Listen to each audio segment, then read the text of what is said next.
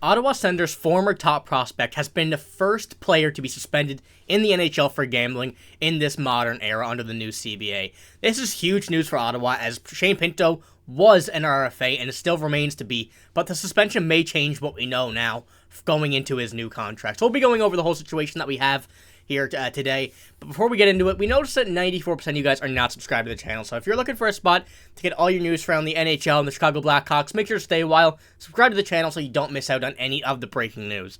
But like I said, this is some big news this morning that we have here. Shane Pinto, the first player under the new CBA to be suspended for gambling. He's going to be suspended 41 games for violating the NHL's gambling rule. Now, this is going to be a very interesting one, like I said, because he is an RFA. He was a former top prospect for the Senators, only played one full season, but this is a big player that the Ottawa Senators don't want to have suspended. And, it's a very big news for the NHL as well, not just the Senators around. It's going to be big for the rest of the league. So, Nick, what do you think about the suspension, first of all? The term, as well as what we know about the suspension right now, where he's technically not under contract. Shane, we've all been there, brother. I mean, no, I just I just find that like impeccable timing, especially with the contract stuff going on. Like that's like, it probably couldn't get worse for Ottawa right now with the whole thing. The good thing is, Friedman just tweeted that the December 1st rule, where an RFA needs to have signed before December 1st deadline to play again in that regular season, that's been waived for this scenario because of his suspension. So he can still play if he signs after December 1st. But I think the suspension is warranted.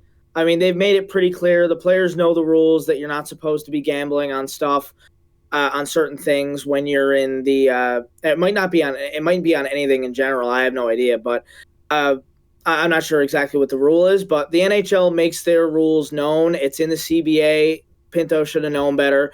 I mean, he's got a lot to lose in this scenario. Like, he's a young, just off being a top prospect for Ottawa. I mean, like, he's got a lot to prove still. He still hasn't proved that he's a star caliber player in the NHL yet. Like, he's had flashes of greatness, but his career high is 35 points, and that doesn't get you big money in the NHL. So he's going to have to come back and prove himself from this. Yeah, so, and what I want to talk about as well is, under the CBA, from what I've seen, I'm not sure if this is exactly correct, that you are allowed to bet on sports that are not hockey.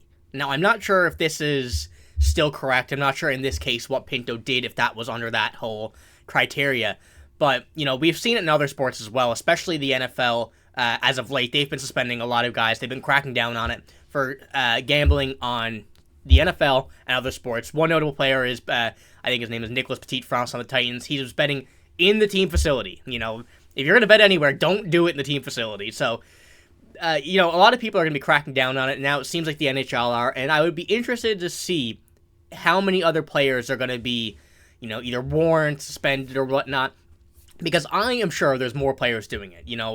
Of however many players are in the NHL, 200 and something or 300 and something, I'm sure it's not just one player gambling on sports. They released a memo there last season or earlier on in 2023 about the whole gambling stuff.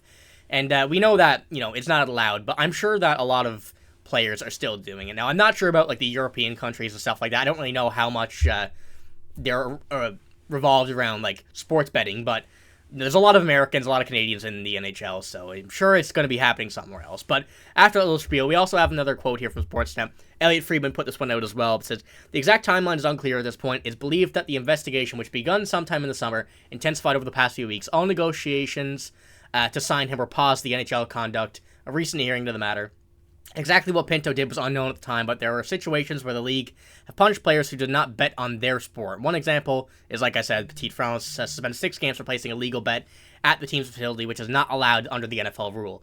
The next question is how the Senators will handle the situation. It's believed that one reason Pinto was not asked for a trade is that he appreciates the organization's secrecy about the investigation. So, that puts to my point exactly there, that this is going to be a difficult situation for Ottawa, but like you said, Nick, under the rule that Elliot Friedman said where he can sign and play after December 1st, I think that might work in the Senators' favor by, signing him at some point, close, get him to play at the end of the season maybe, because we know the Senators don't have very much cap right now. $42,000 in cap space.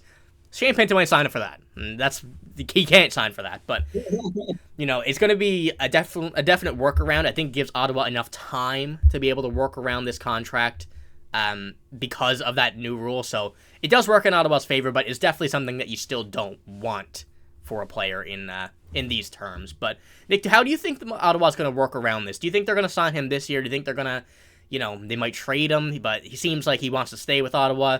What do you think they're going to do with Shane Pinto before the season, in the season, and after the season? Well, I don't think they're going to trade him. I think they're still going to look to trade some guy like Matthew Joseph or something like that to clear the cap space necessary to sign him, at least for this season, because, he'll probably sign a 1-year deal and just play out the remainder of the season at this point, I would think, if and when it gets done. But, I mean, this situation is still just like, I don't understand why he would have thought it would have been okay to bet on anything hockey related. Now, we still don't know exactly what it was, but I assume it's hockey related because they knew about it and, whatever. But I'm just waiting to see now what Pinto's going to play like when he comes back, because he's been off for a long time. He's been off for, he only played 5 games last season, right? And the season before.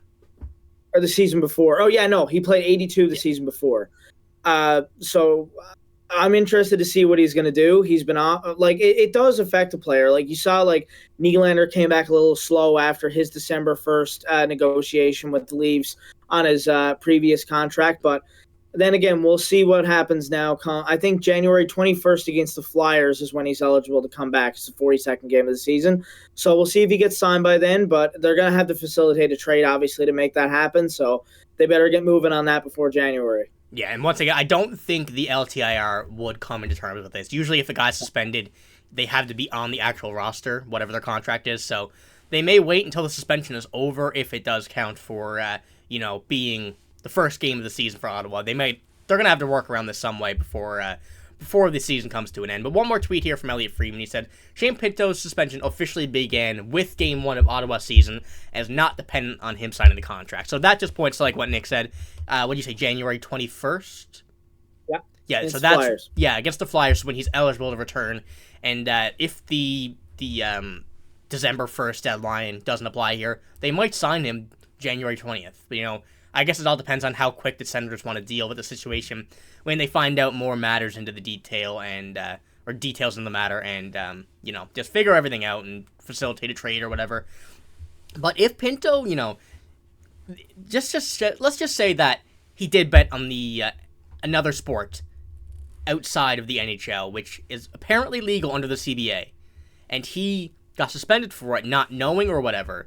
I think the CBA needs to be a bit more clear on what is considered illegal gambling and what is not, because apparently if it was the NHL, yes, absolutely, you have friends in the NHL. Well, you can have friends in other sports, but especially the NHL, you have teammates and everything. That should be illegal. Yes, absolutely. If not, be frowned upon. But other sports, I don't really see a problem with that. Yes, you probably still do have friends, but you're not going to be. It can be an issue. It certainly can be an issue, but. Yeah.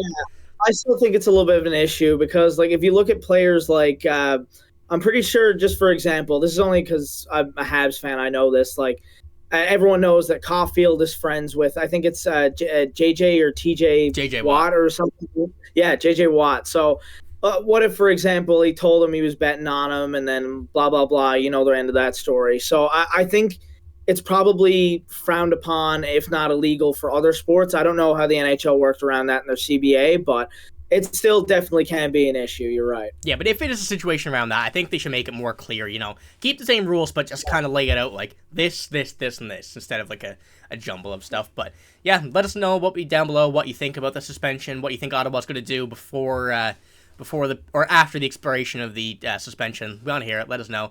Pretty weird situation. We're going to see if any more teams get cracked down upon, any more players get cracked down upon now that the first suspension has happened for gambling in the NHL. But that's all we have for this video. If you liked it, make sure to like this video. Make sure to subscribe to the channel as well. If you don't want to miss out on any news surrounding the NHL and the hockey world, make sure to subscribe. So that's all we have for this video. Thank you for watching. Hope you enjoyed the video. Thank you for watching. See you later. Bye.